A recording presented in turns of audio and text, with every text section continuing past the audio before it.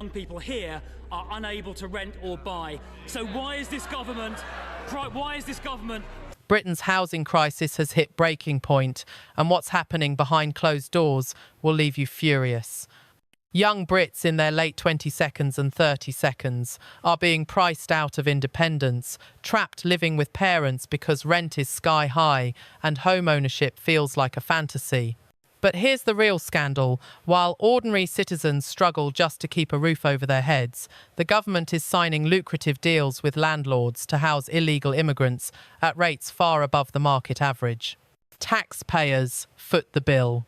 The same British families who can't afford rent are paying for others to live comfortably, and when Angela Rayner was challenged on it in Parliament, her response wasn't accountability, it was deflection, excuses, and blame shifting. This isn't just a housing issue, it's a moral one. Whose side is this government really on? The hard-working taxpayers or the lobbyists cashing in on Britain's broken system? The answers you're about to hear expose just how deep this betrayal runs.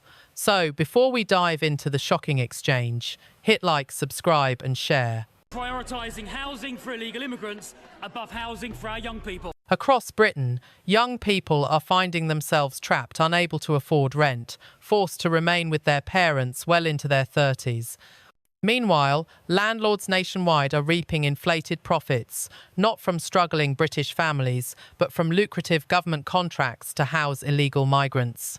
And when pressed in Parliament for answers, Angela Rayner's response was all too familiar: deflection, excuses, and a round of political finger-pointing.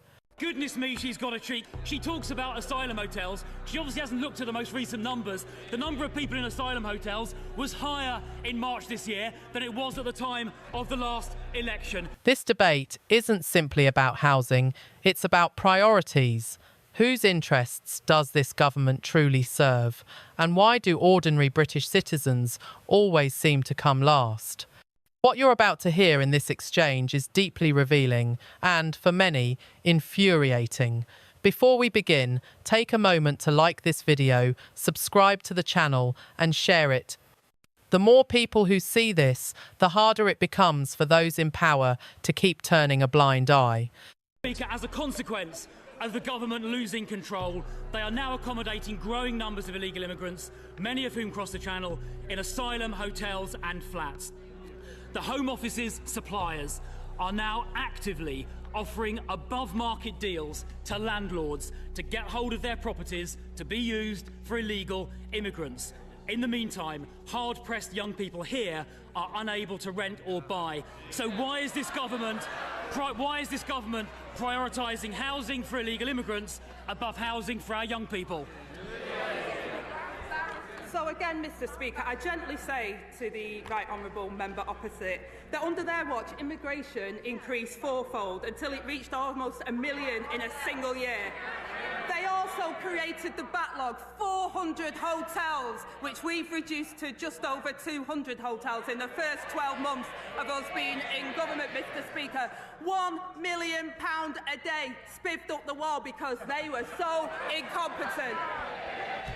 Goodness me, she's got a cheek. She talks about asylum hotels. She obviously hasn't looked at the most recent numbers. The number of people in asylum hotels was higher in March this year than it was at the time of the last election. And she gave no answer about the priority being given to illegal immigrants over people living here already. In other news, we confront a story so disturbing it should dominate every headline in Britain. There is no question that the state has failed these children time and again.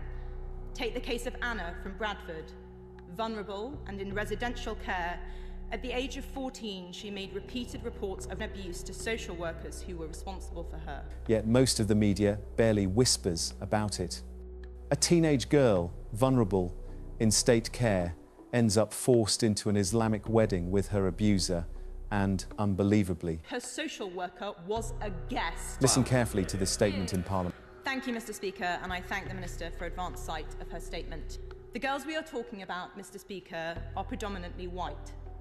The men who preyed on them were predominantly Muslim, generally either from Pakistan or of Pakistani heritage. Will the Minister accept that, in many cases, these crimes were racially and religiously aggravated? There is no question that the state has failed these children time and again. Take the case of Anna from Bradford. Vulnerable and in residential care, at the age of 14, she made repeated reports of abuse to social workers who were responsible for her. But just the following year, aged 15, she married her abuser in a traditional Islamic wedding ceremony. Far from stepping in to stop it, her social worker was aghast. The authorities then arranged for her to be fostered by her abuser's parents. The British people deserve to know the truth. What darker truths does the suffering of these girls reveal about this country? And why won't the government find out? Minister.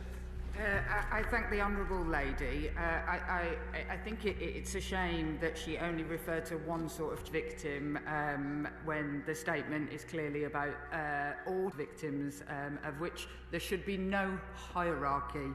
I understand the sense of anger and urgency over the issue from the Honourable Lady. None of this is her fault. She wasn't there at the time, but she works with the shadow ministers who sat in offices where I now sit, who did not lift a single finger when it came to the J inquiry on any of the recommendations it contained.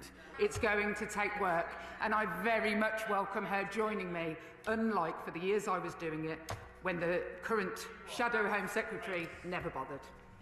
You won't hear debates framed this honestly on the BBC, and you certainly won't hear politicians admit these truths in public. That's exactly why independent platforms like this exist, to ask the questions the mainstream avoids.